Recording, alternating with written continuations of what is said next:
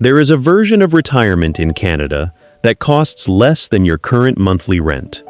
This statement will annoy you because it sounds like a real estate pitch. It is not. It is a data observation. The median home price in 20 towns I am about to name you ranges from $110,000 to $380,000. In a country where the national average home price crossed $800,000 and Vancouver and Toronto occupy a different galaxy entirely, those numbers require explanation. The explanation is not complicated. The places on this list are cheap because they are rural. Most of them are cheap because they are in provinces the retirement industry has decided are not worth selling. Some of them are cheap because the market priced in a catch that is real. A few of them are cheap because the market has not looked yet. The difference between those categories is the only thing that matters. We are counting down from 20 to 1. By the time we get to number 1, you will have a taxonomy of trade-offs and exactly one question left to answer. The question is yours. Number 20. Campbellton, New Brunswick. Campbellton is the town the Atlantic provinces use as a cautionary tale about what happens when the economy decides to leave and nobody notices in time. The population is approximately 7,000 people. It was larger before. The median home price is around $130,000. That number is not a typo, it is a consequence.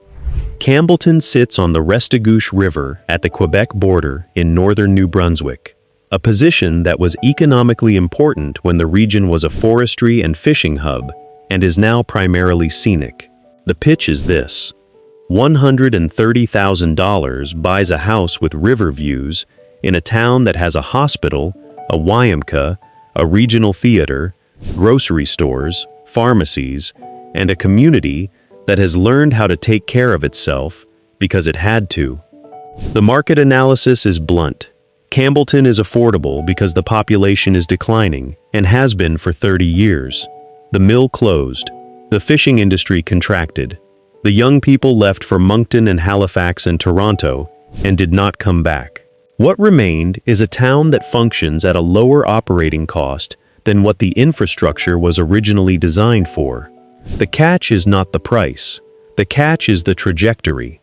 A town at 7,000 people and falling is a town whose services are recalculating. The hospital is there now. The YMCA is there now. Whether they are both there in 15 years depends on provincial funding decisions that are themselves dependent on population numbers, that are themselves dependent on whether people like you decide to move there.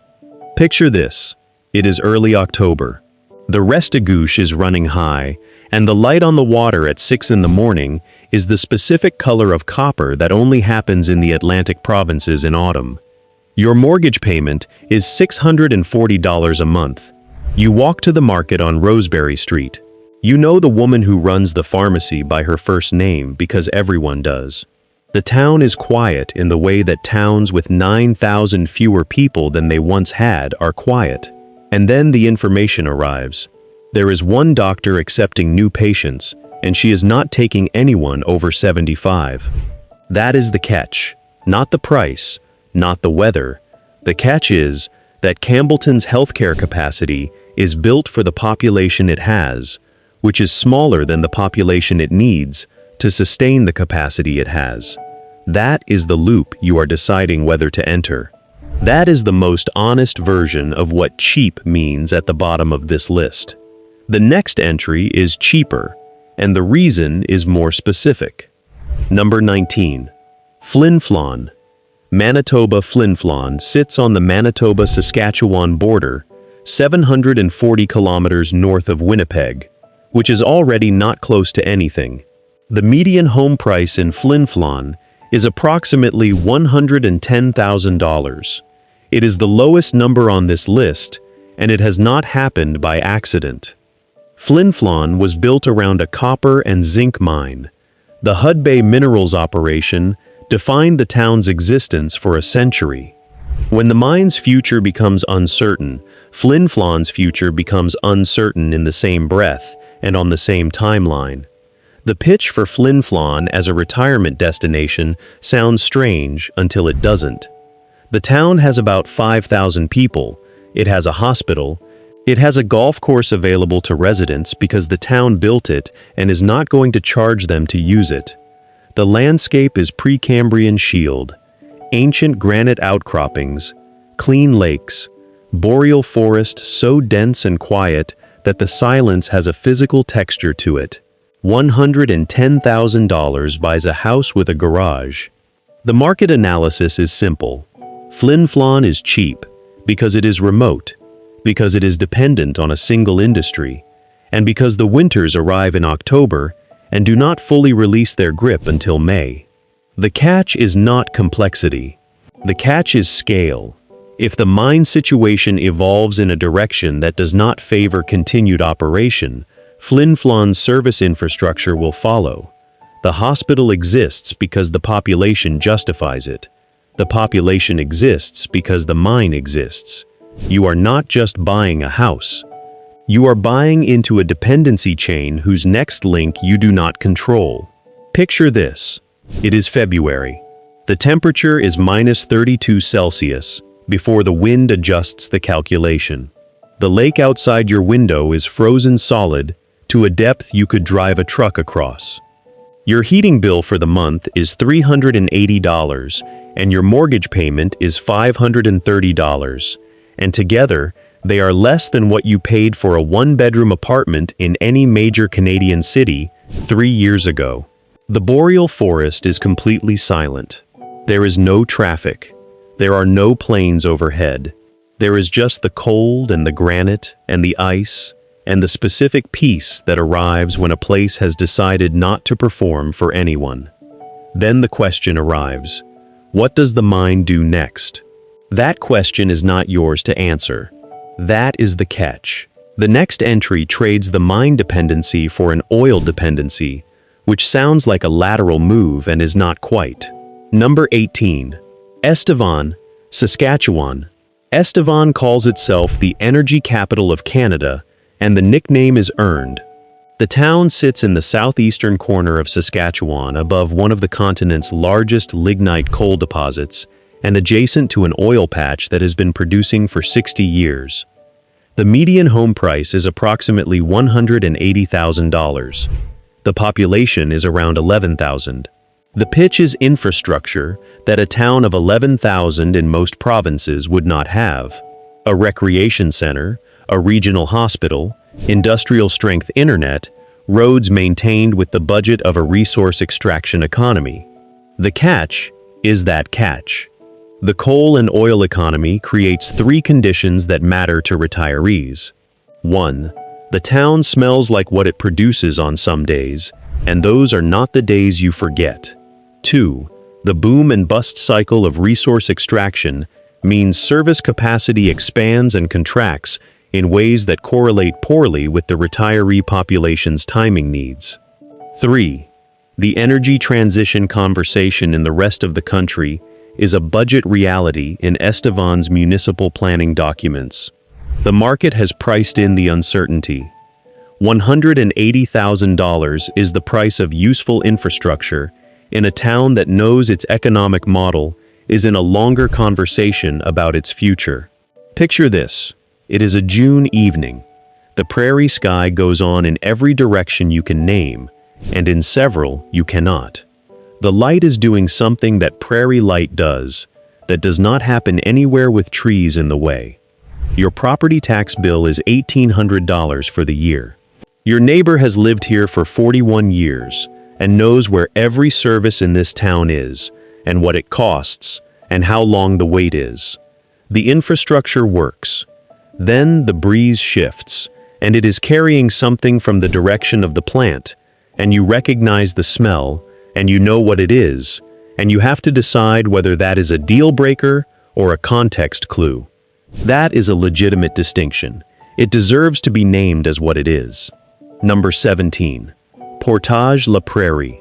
Manitoba Portage la Prairie is 50 kilometers west of Winnipeg on the Trans-Canada Highway, which makes it the most accessible entry on this list and also one of the most under-examined. The median home price is approximately $185,000. The population is around 14,000. The town has a hospital, schools, grocery stores, big box retail, accessible within the regional draw, and a connection to Winnipeg that takes 45 minutes on a good road. The pitch for Portage is commuter adjacency at rural pricing. A Winnipeg specialist is under an hour away.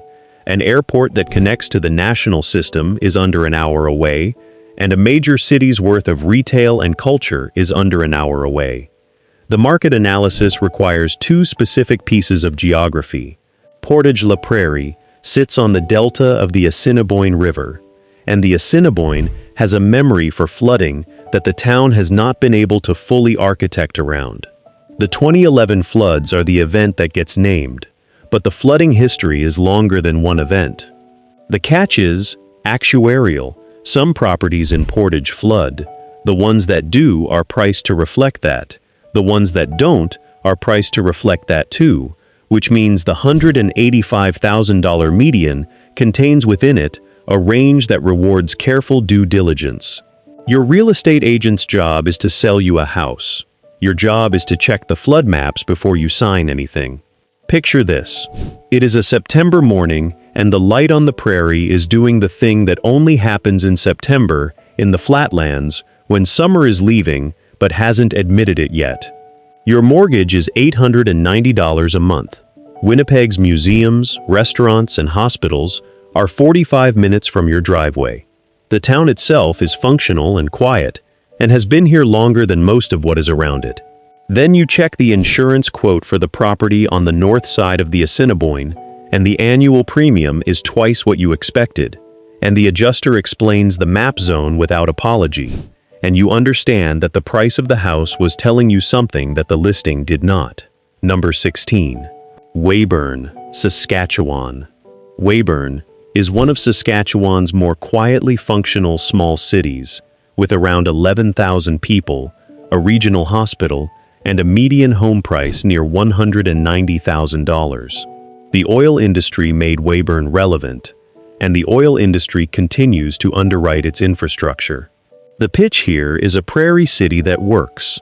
Healthcare access, recreation, a downtown that hasn't fully surrendered to vacancy, and a social calendar driven by a population that takes curling and community events seriously because the nearest large city is an hour and a half away, and staying home is not a philosophy. The market analysis is familiar territory at this point in the list. Oil-dependent economies produce affordable real estate because they produce uncertainty. Weyburn's uncertainty is the same uncertainty that follows any single resource town, not tomorrow's problem, but also not permanently resolved. The catch is specificity rather than drama. Weyburn is functional. It is not particularly interesting to people who require interesting. The arts scene is thin. The restaurant options are limited. The demographic is agricultural and industrial, which means the social texture is consistent in ways that are excellent for people who value consistency and may produce a specific friction for people who require variety. That friction is not a flaw. It is a feature of the trade-off that deserves to be named directly. Picture this. It is March. The snow is still on the ground, but the light has shifted to the angle that prairie people recognize as the announcement of spring before spring has actually arrived. Your total housing costs for the month are under $1,100. The curling club is 2 blocks from your house, and your membership costs less than a streaming service subscription. Your neighbor brought you vegetables from their garden last August, and will do it again this August. The social contract here is older than the province, and it works. Then you spend a Saturday trying to find a restaurant you haven't been to, and you realize you've been to all of them, and that is either a problem or a satisfaction, depending entirely on what you came here looking for. Number 15. Grand Falls, Windsor, Newfoundland. Grand Falls, Windsor is where you go in Newfoundland when you want the province without the St. John's real estate market. The median home price is approximately $155,000.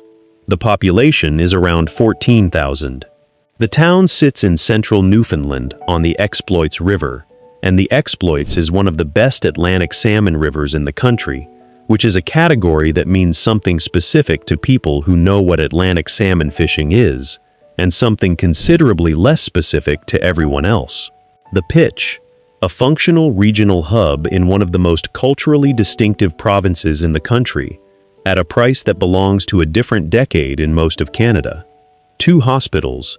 The Central Newfoundland Regional Health Centre is here, along with retail, schools, and a provincial highway connection that reaches St. John's in 3 hours and Corner Brook in 2. The market analysis requires naming the paper mill. Abebe Bowater's Grand Falls Mill closed in 2009, and the economic wound it left has not fully healed. The town has diversified where it could. It has not pretended the closure didn't happen. The catch is the provincial context. Newfoundland's healthcare system is under structural strain that shows up as wait times and specialist availability in ways that the presence of a regional hospital doesn't fully resolve. The hospital in Grand Falls, Windsor is real. The wait to see a specialist in that hospital can also be real in a way that a retiree with a complex medical profile should examine before committing. Picture this. It is July. The Exploits River is running cold and clear, and the salmon run is on, and the town empties out onto the riverbank in the way that only happens in places where the river is still the organizing principle of daily life. Your mortgage payment is $740 a month. The neighbor to your left has lived here since 1974. The neighbor to your right moved from Fort McMurray and made the same decision you are considering and seems to have no regrets about it. The culture here is thick and specific and genuinely funny in the Newfoundland way that doesn't translate to description. Then the referral letter for your cardiologist arrives, and the wait time is 7 months, and you discover that the specialist you need is in St. John's, and St. John's is 3 hours away, and you are now doing a different calculation than the mortgage calculation. That calculation has a different answer depending on who you are. Number 14. Rivière-du-Loup. Quebec Rivière-du-Loup is one of those towns that sits on a geography so beautiful it should cost more than it does, and the reason it doesn't is a single variable that the Canadian real estate market has priced in with perfect consistency. The town of around 21,000 sits on the southern shore of the St. Lawrence River, where the estuary begins to feel oceanic. The median home price is approximately $210,000. The mountains of Charlevoix are visible across the water on clear days.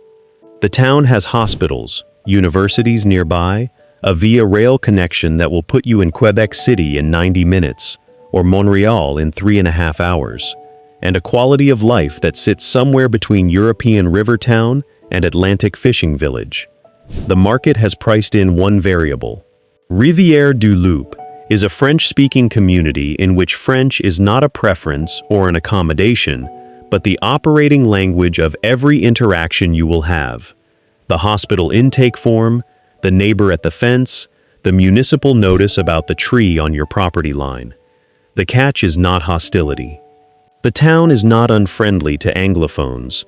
The catch is that building a social life, navigating the healthcare system with a complex profile, and integrating into the community requires functional French, or the willingness to acquire it, and the willingness to acquire it is not the same thing as having it. Picture this. It is an August evening, and you are sitting on the terrace of a café on the Rue La Fontaine, and the St. Lawrence is 200 meters below you, and the tide is doing something extraordinary to the light, and there are beluga whales in the estuary if the season has been good. Your mortgage is just under $1,000 a month for a century-old house with a river view. Everything about this is working. Then, the cardiologist's receptionist addresses you in a sentence you follow approximately 60% of and asks a follow-up question you cannot parse, and you ask her to repeat it, and she does, and you still cannot quite, and you realize that the beautiful town on the river has a language, and the language is not yours yet, and the yet is doing a lot of work in that sentence. Number 13. Yorkton, Saskatchewan. Yorkton is a prairie city of about 16,000 that functions as the regional hub for eastern Saskatchewan, which means it has developed the infrastructure of a larger city without the price of one. The median home price is approximately $185,000. The city has a hospital, a regional airport with scheduled service, retail anchors, a community college, and the specific economic gravity that comes from being the largest service center within a 100-kilometer radius of 20 smaller towns. The pitch is functionality without performance, a place that has everything it has because the surrounding region required it, not because a development company decided to build a lifestyle destination. The market analysis is the prairie analysis. The price reflects distance from an international airport, distance from a major urban core, and a climate that produces 7 months of significant winter at a latitude where significant means significant. The catch at Yorkton is not a single sharp thing, it is the accumulation of small absences. There is no symphony, there is no art house cinema, there is no diverse restaurant scene in the way that city people describe diverse. There are restaurants, and they are good, and there are not very many of them. For retirees who have spent 40 years in a city and derive their daily texture from urban variety, Yorkton's social landscape requires renegotiation. Picture this. It is October, and the harvest is in, and the grain elevators on the edge of town are running at capacity, and the whole region smells like cut grain and diesel and cold air. And it is one of those smells that either means something specific to you or means nothing at all. Your mortgage is $890 a month. You have joined 2 social groups and met 30 people, and they have already made you dinner twice. The community infrastructure here is warm in direct proportion to how much of it is volunteer-powered. Then you look at the flight schedule to visit your grandchildren in Vancouver, and you realize there is a connection through Winnipeg, and the connection is not always reliable in November, and you calculate what a bad weather week in November looks like from this distance. The distance is real. That is what the price is reflecting. Number 12. Prince Albert, Saskatchewan. Prince Albert is Saskatchewan's 3rd largest city, with around 36,000 people and a median home price of approximately $190,000. It is a regional service center with a hospital, a university college, 2 large shopping districts, and a position on the North Saskatchewan River that gives the city a physical beauty its reputation does not fully account for. The pitch is urban services at rural prices in a city large enough to sustain those services without depending on a single industry. Prince Albert's economy is diversified by the standards of this list: government, education, healthcare, retail, and a forest products industry that provides employment without defining the city's entire existential architecture. The catch at Prince Albert is one that the city knows, and the city discusses, and the city is working on, and none of that context softens the fact that needs to be named directly. Prince Albert's crime rate is among the highest in Canada by population-adjusted metrics, and the crime is not evenly distributed by neighborhood, but it is present in ways that affect quality of daily life for residents. This is not a condemnation. Prince Albert is also a city with a strong community foundation, active social organizations, and a population that is deeply invested in its own improvement. But the crime statistics are what they are, and they are a reason the price is what it is, and a retiree making a housing decision deserves to have both pieces of that sentence. Picture this. It is a June morning, and you are on the riverbank trail where the North Saskatchewan moves south, and the cottonwoods are in full leaf, and the light through the trees is the specific filtered green of early summer on a northern river. Your mortgage is $910 a month. The hospital is 12 minutes from your front door. The hiking trails start at the edge of town and go north for a distance you have not yet fully mapped. Then you sit down with the neighborhood crime map that the city makes publicly available, and you find your street, and you look at the data point next to it, and you decide whether the river and the price and the services and the data point belong in the same sentence for you, or whether they belong in different sentences that cannot both be true at once. Number 11. Timmins, Ontario. Timmins is the place Ontario points to when someone asks if affordable housing exists in the province outside of the communities suffering most from economic decline. The median home price is approximately $225,000. The population is around 41,000. The city has a regional hospital, a college, retail infrastructure, an airport with scheduled service to Toronto, and a gold mining industry that has been producing since 1909 without any intention of stopping. The pitch is Ontario services at 1/3 of Ontario's average price. Your Toronto specialist is reachable. Your Ontario health card works without friction.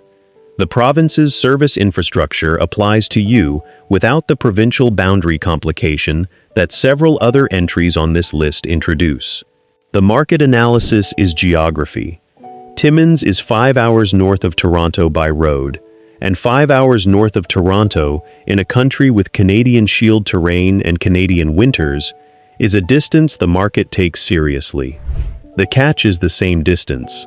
Timmins is connected to the rest of Ontario, but it is not close to the rest of Ontario, and proximity to family, to grandchildren, to a familiar urban ecosystem is something that highway kilometers price less forgivingly than real estate values do. Picture this. It is late May, and the Shield is doing what the Shield does in late May, which is produce a green so aggressive and so recent it looks like the rock decided to start over. Your mortgage is $1,080 a month in Ontario. The nurses at the hospital knew the previous owner of your house and will know you in 6 months. The arts community here is smaller than you expected and more serious than you expected, because distance from the mainstream does not prevent people from making things. It only changes what they make and why they make it. Then your daughter calls from Toronto and the flight is $700 and not available in direct form, and you do the math on how many times a year you can sustain that, and the math produces a number that is smaller than what your previous life's geography allowed. Number 10. Summerside, Prince Edward Island. Summerside is the second city of Prince Edward Island, with about 17,000 people and a median home price of approximately $255,000. The pitch begins with what PEI is and what it costs elsewhere. The island is a place of specific and widely recognized beauty, a food culture that has developed a national reputation, a scale of community life that does not feel attainable in any major Canadian city, and a pace that people retire to intentionally. Summerside is that PEI experience without the Charlottetown real estate premium that has arrived since the island discovered it was desirable. The city has a hospital, a community college, an active downtown, and a ferry and air connection to the mainland that works well for 9 months of the year. The market analysis is the island analysis. PEI is physically and logistically a contained system, and a contained system produces contained healthcare capacity. The island's healthcare infrastructure is proportional to a population of 160,000 people, which is excellent by the standard of a jurisdiction of that size, and which produces specific wait times and specialist availability limitations that a retiree with a complex medical profile should examine with the same seriousness that they examine the strawberry fields and the red clay roads. The catch is the water. The Northumberland Strait is frozen or hostile for enough of the year that the island's connection to the mainland is not always a conversation you can have on your timeline. Picture this. It is September on the island, and the light is doing the specific thing that island light does in September that makes people move here. Your mortgage is $1,200 a month. The restaurants are genuinely excellent and not performing. The community has absorbed newcomers before and knows how to do it without making you feel like a newcomer forever. Then the medical situation develops. the one that requires a specialist who is in Halifax, and the specialist has availability in 3 weeks, and it is January, and the ferry is not running due to ice conditions, and you are calculating the flight cost and the timeline in a hospital bed on an island that is beautiful and contained, and, in this moment, specifically, the second thing. Number 9. Lloydminster, Alberta and Saskatchewan. Lloydminster is the only city in Canada that spans a provincial border, which is either a bureaucratic novelty or a structural advantage, depending entirely on what you do with it. The city of approximately 32,000 straddles the Alberta-Saskatchewan boundary, with its eastern half in Saskatchewan and its western half in Alberta. The median home price is around $220,000. The pitch for Lloydminster is the provincial arbitrage. Alberta has no provincial sales tax, which means buying in the Alberta portion of the city is relevant to certain types of spending in ways that compound over a retirement income timeline. The hospital is there. The retail infrastructure is there. The oil industry provides employment density and tax base that underwrites service quality. The market analysis is oil-dependent familiar territory. The price reflects an economy that expands and contracts with energy commodity prices in a way that the service calendar does not always match gracefully. The catch is the town's character. Lloydminster is a working city. It was built by and for the oil and agricultural industries. Its social texture is specific to that history and that economy. Retirees who find rural working towns energizing and genuine will find Lloydminster comfortable. Retirees who require a cultural amenity layer that the city cannot currently produce will find it inadequate in ways that the affordable housing cost does not compensate for. Picture this. It is an April evening and the oil field service trucks are moving south on the highway, and the light on the Saskatchewan side of the street is exactly the same as the light on the Alberta side of the street, because light is not administered by province. Your mortgage payment and monthly costs are inside a range that most Canadians stopped being able to say honestly a decade ago. Your neighbor is a retired driller who came here 40 years ago for a job and discovered he had stayed for a life. The border runs through the middle of your street, and you live in a place that cannot be fully claimed by either side of the country's administrative system, which is either a small absurdity or a daily reminder that the categories we use to organize geography are more flexible than they appear.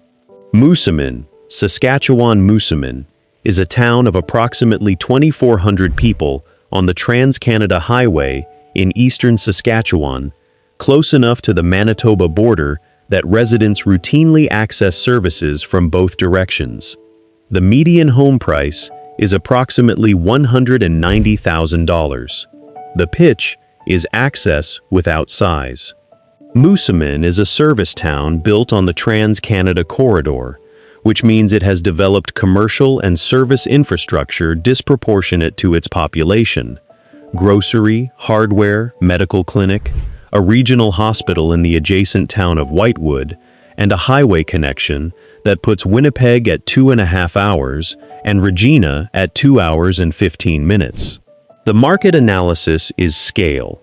Moosomin's affordability reflects its population size, and its population size reflects the fact that 2,400 people is not a number that generates an active social scene by density alone. The catch is community arithmetic. 2,400 people is a size at which social circles overlap completely within 6 months. If your retired life requires the capacity for continuous social discovery, new people, new restaurants, new contexts, Moosomin's arithmetic will exhaust its possibilities before you do. If your retired life requires depth, repetition, and the specific comfort of knowing everyone and being known, the arithmetic works in your favor. Those are not the same thing. Picture this. It is a Sunday morning in July, and the Trans-Canada is audible from your back porch as background frequency, the continuous sound of a country moving between its two coasts, and your coffee is from the local diner where the waitress has known your order since the third visit. The taxes on your house are $1,400 for the year. The drive to Winnipeg is a Tuesday morning, and you are back by evening. The nearest major hospital is under 30 minutes. Then you finish the coffee and realize you have spoken to everyone in this town you intend to speak to, and the Sunday stretches out in front of you with a spaciousness that is either contentment or its less comfortable cousin. Number 7. Moose Jaw. Saskatchewan Moose Jaw has a history that is more interesting than its name implies, and a real estate market that has not fully caught up to either. The city of approximately 34,000 has a median home price of around $200,000 and a civic identity that has been undergoing genuine revision for the past decade. The pitch begins with the thermal pools. Moose Jaw's Temple Gardens Hotel and Mineral Spa is built over a network of geothermal pools whose temperature hovers around 40 degrees Celsius year-round, and it is not a gimmick. It is infrastructure that a city of 34,000 would not normally have, and that does not appear to be going anywhere. The city also has an active arts community, a genuine downtown in the process of revival, a regional hospital, a college, and a social calendar that reflects a community that has decided to invest in itself. The market analysis is Saskatchewan's general discount. The province remains one of the least expensive places in Canada to own property, and Moose Jaw's continued affordability, relative to its quality of life indicators, suggests the market has not fully processed what the city is becoming. The catch is the becoming. Moose Jaw is in revision, and revision is a process, not a destination. The downtown revival has good blocks, and blocks that are still in conversation. The restaurant scene is better than 3 years ago and has not arrived yet at where it is going. You are not buying into a finished product. You are buying into a trajectory, and the trajectory appears positive, and trajectories are not guarantees. Picture this. It is a February night and the temperature outside is -27 and you are in water that is 40 degrees Celsius, in a room that smells like minerals, and the steam is rising around the other 12 people in the pool who are also escaping various forms of cold. Your mortgage is $960 a month. The Arts Center is 10 minutes from your house. The highway to Regina is 45 minutes, and the highway to Winnipeg is 3 hours, and you have both of those options on days you need them. Then you step out of the pool and into the 27 below air, and the contrast is so extreme it produces a moment of involuntary clarity, and in that moment you are either laughing or reconsidering, and the one you choose tells you something true about yourself. Number 6. Powell River, British Columbia. Powell River is what happens when you take a coastal BC town with access to Desolation Sound, put it at the end of a road that doesn't connect to the rest of the province, and then measure what that disconnection does to the price. The town of approximately 14,000 sits on the Sunshine Coast, north of Vancouver, accessible by a combination of highway and ferry that is scenic and functional, and specifically, not convenient. The median home price is approximately $380,000, which is the highest number on this list, and which requires justification in the context of a list about affordability. The justification is the BC comparison. Median home prices in Metro Vancouver are above $1.3 million. In Kelowna, they are above $800,000. In Victoria, they are above $900,000. $380,000 for a house in a coastal BC town with access to one of the most celebrated sailing and kayaking regions in North America requires a different price scale than the rest of this list, but not a different kind of analysis. The pitch is coastal British Columbia at 1/4 of coastal British Columbia's price. The market analysis is the ferry. Powell River's geographic isolation is the price mechanism. The ferry to Saltery Bay takes 50 minutes. The drive south from Saltery Bay to Horseshoe Bay for the connecting ferry to West Vancouver takes another 2.5 hours. Total transit time to Vancouver, under good conditions, is around 4 hours one way, and the good conditions apply most of the time and not all of the time. The catch is the road. There is one road into Powell River from the south end of the peninsula, and it goes to a ferry terminal, and the ferry runs on a schedule that does not always align with your schedule. Picture this. It is July. You are on the water in a kayak at 6 in the morning in Desolation Sound, and the stillness of the water at that hour is the kind of thing that people come from countries that have no body of water this quiet specifically to find. Your mortgage is $1,800 a month. The distance from a major hospital in a BC city is 4 hours under ideal conditions. Then the ferry schedule screen at the terminal shows a delay, and the delay is 2 hours, and the appointment in Vancouver is at 2 in the afternoon, and you are doing a calculation that involves tide charts and traffic and a healthcare system that does not adjust its schedule for ferry schedules, and you are learning something about what the price was telling you. Number 5. Truro, Nova Scotia. Truro is where the maritime provinces converge. The town of approximately 12,000 sits at the geographic center of Nova Scotia, and its real estate market has been having a conversation with itself since the post-2020 migration wave discovered that Halifax's affordability advantage was closing, and that the communities within 90 minutes of Halifax were the next sentence in that conversation. The median home price is approximately $275,000, the highest single-province maritime price on this list, and it is climbing. The pitch for Truro is centrality, 90 minutes from Halifax and its international airport, an hour from Amherst and the New Brunswick border, and positioned at the intersection of every major highway in Nova Scotia.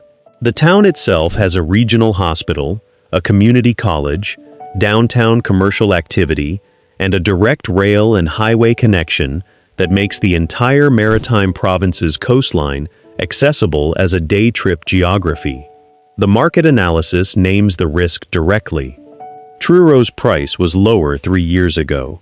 It is higher now because the migration conversation has found it, and once the conversation finds a place, the price responds to the attention faster than the infrastructure responds to the population. The catch is the timing. Truro is not a closing window. It may be a closed one, depending on what your budget looks like, relative to what the market looks like in the quarter you're buying. The affordability thesis is still present. It requires faster action than the entries lower on this list. Picture this. It is an October afternoon and the Bay of Fundy tidal bore is running upstream at Tidal Bore Park, and the tidal differential here, the largest in the world at some measures, is doing something so geologically improbable that the tourists who show up to watch it cannot fully process what they are seeing. Your mortgage is $1,300 a month. Halifax is 90 minutes. The Cabot Trail is 2.5 hours. The coast is in every direction you care to look. Then your real estate agent calls to tell you that 3 other offers have come in on the property you toured yesterday, and the seller is asking for a decision by 5 p.m., and the window that felt open this morning is closing in real time, and you are discovering that the price of a closing window is the decision you weren't ready to make. Number 4. Thompson, Manitoba. Thompson is the entry on this list that will lose most readers immediately, and that deserves the most careful examination precisely for that reason. The city of approximately 13,000 sits 750 kilometers north of Winnipeg, above the boreal tree line in the subarctic zone of northern Manitoba. The median home price is approximately $125,000. Thompson was built by Inco in the 1950s to process nickel, and unlike many single-industry towns, it has developed into a genuine regional hub for northern Manitoba, a hub that serves a surrounding geography the size of a small European country. The pitch is a healthcare infrastructure argument that sounds paradoxical. Thompson has a full regional hospital, a dialysis unit, mental health services, a pharmacy network, and specialist rotation programs that bring physicians from Winnipeg on regular schedules, because the government of Manitoba made a decision decades ago that the population of northern Manitoba required a real service center rather than a permanent reference to Winnipeg. The hospital is not a clinic, it is a hospital. The market analysis is subarctic.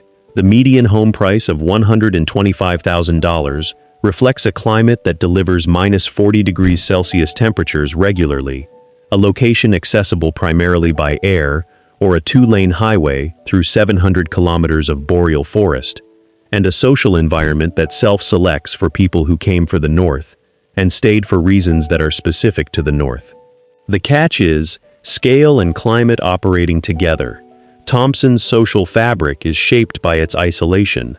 The community is tight because the conditions require it. The entertainment options are proportional to 13,000 people, and those proportions are honest. Picture this. It is January. The temperature is minus 43 with wind chill, and the aurora borealis is doing something above you that has no adequate description in any language you speak, and the sky is moving in greens and purples that do not exist at this intensity anywhere south of where you are standing. Your mortgage is $600 a month. The hospital is 8 minutes away. Your neighbor works at the mine and has lived north of the 55th parallel for 30 years and has the specific quality of attention that people develop when the outside environment requires them to take it seriously every day. Then you look at the flight schedule to Winnipeg in January and understand that your connection to the world south of the boreal requires either the highway or an airplane, and neither of them is available on demand, and you are located, definitively, in the north. And the north is not a metaphor. Smithers, British Columbia. Smithers is a mountain valley town in the Bulkley Valley of northern BC. Population approximately 5,400. Median home price around $360,000. And it is consistently among the most undervalued communities in Western Canada by any metric that accounts for quality of life alongside price. The town sits between two mountain ranges with a ski hill within 20 minutes of the downtown, a river system, the Bulkley, that is among the finest steelhead fishing rivers on the continent, and hiking access that begins at the edge of town. The downtown Victorian Main Street was preserved when the town was quiet, and is now functioning as a genuine attraction in its own right. The pitch is a northern BC quality of life at a price that is not available in the southern part of the province that produces that quality of life. The market analysis requires naming what has happened to comparable BC towns. Whistler is not comparable by price. Fernie is approaching $700,000 median. Revelstoke is above $800,000. Smithers at $360,000 is the version of that geography that the real estate conversation has not fully found because it requires a 4-hour drive north of Prince George or a flight to the regional airport, and the friction of that access is the mechanism that has kept the price where it is.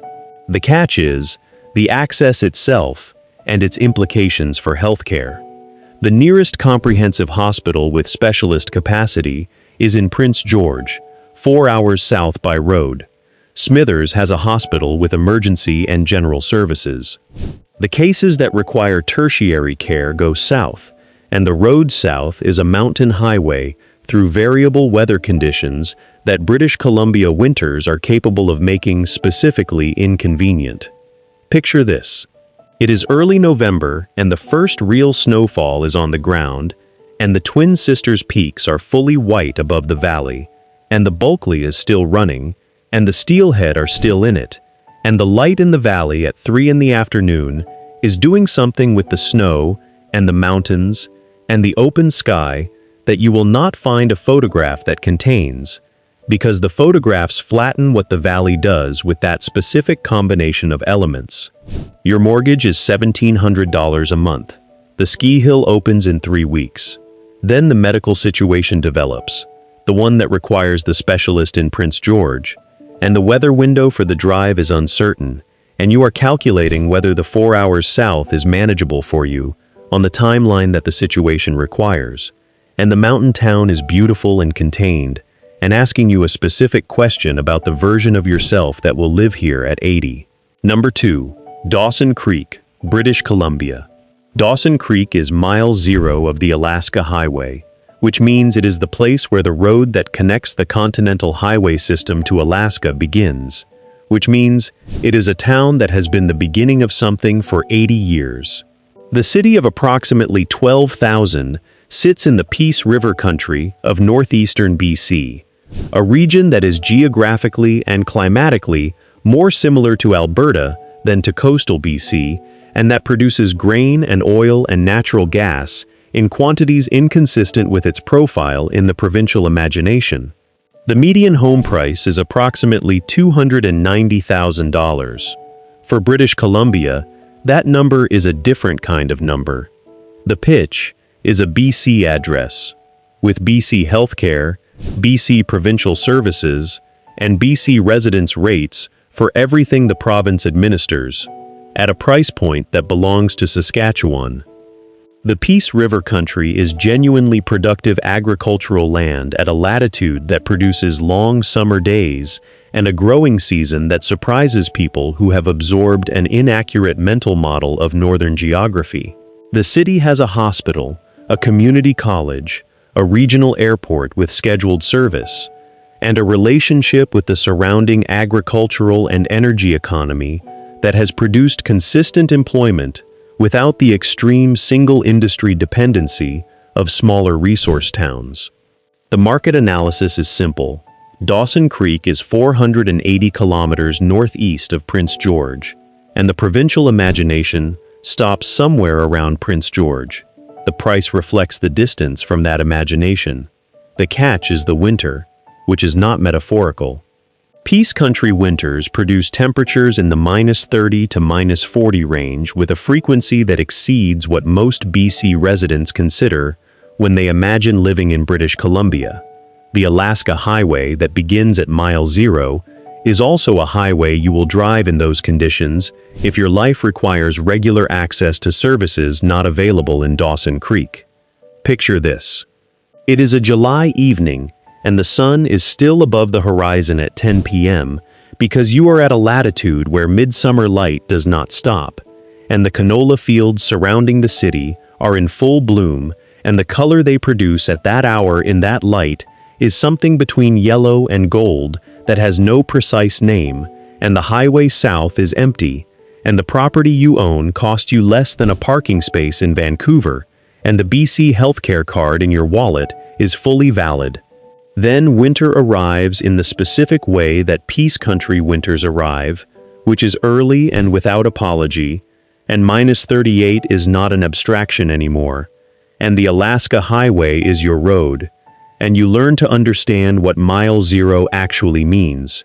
It means you are at the beginning of something, and the something requires commitment, and the commitment is the price.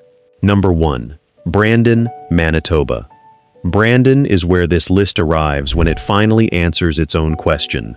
The city of approximately 55,000 is Manitoba's second largest urban center, sitting 197 kilometers west of Winnipeg on the Trans-Canada Highway. The median home price is approximately $285,000. Brandon has 2 hospitals. It has Brandon University. It has a regional airport with scheduled service. It has the Keystone Center, a major events and sports venue. It has a diverse restaurant scene by Prairie City standards. It has a public transit system.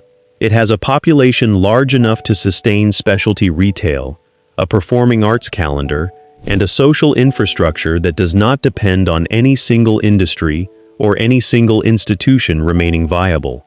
The pitch is the answer to the question this list has been asking for 19 entries.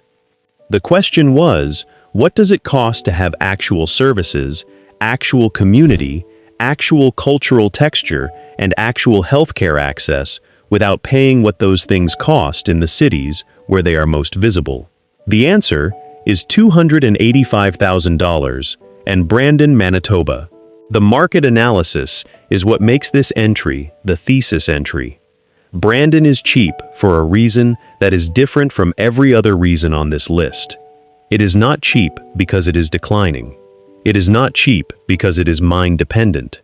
It is not cheap because it is remote or language isolated or flood adjacent or ferry dependent or subarctic. Brandon is cheap because it is in Manitoba, and Manitoba is not a province that the national retirement conversation has decided to find. And the national retirement conversation's decision-making process is driven more by coastal cultural gravity than by retirement economics. And that gap between reputation and reality is the mechanism that has kept the price where it is. The catch at Brandon is the winter, which is honest, and the distance from the coasts, which is honest, and the cultural expectation adjustment required of people who move here from Vancouver or Toronto, which is honest. And none of those catches involves a trajectory toward decline, a dependency on a single resource, a language barrier, a flood map, a mine, or a ferry. The catch is preference, not circumstance. That distinction is the whole list. Picture this. It is a February morning, and the temperature is -22, and the city is functioning completely normally, because -22 is a February morning in Brandon, and the city has been handling February mornings since 1882. Your mortgage is $1,370 a month. The specialist your cardiologist referred you to is at Brandon General Hospital, and the wait is 3 weeks, and the hospital is 11 minutes from your front door. The university's adult education calendar has 6 things on it you want to do. The Keystone Center has a concert next month that is worth the drive from anywhere on this list. The Trans-Canada puts Winnipeg at 2 hours if you need the airport or the tertiary care or the IKEA, in that order of frequency. The neighbor to your east is a retired teacher from Red Deer. The neighbor to your west has been here since she was born, and her grandmother was born here, and her grandmother's grandmother was born here, and she will tell you about all 3 of them if you give her the opportunity, which you should. Then the price of the house and the quality of the services and the winter and the distance from the coast all sit in the same sentence. And the sentence is not a paradox, and you realize that this is the entry that doesn't require the catch to interrupt the beauty, because the catch is just the geography, and the geography is honest, and it has been honest the whole time. The places on this list are cheap for 20 different reasons, and the reasons organize into 3 categories if you look at them long enough.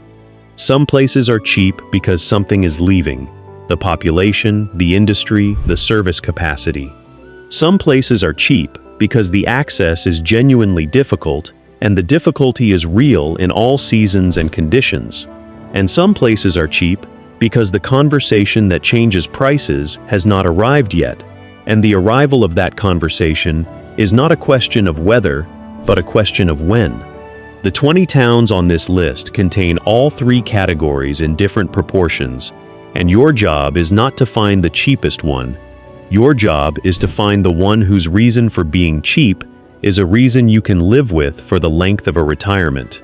The market will catch up to the ones it hasn't found yet. The only question is whether you are there when it does, and whether you are there because the math was right, or because the town was right, and whether for you, those are the same answer or 2 different ones.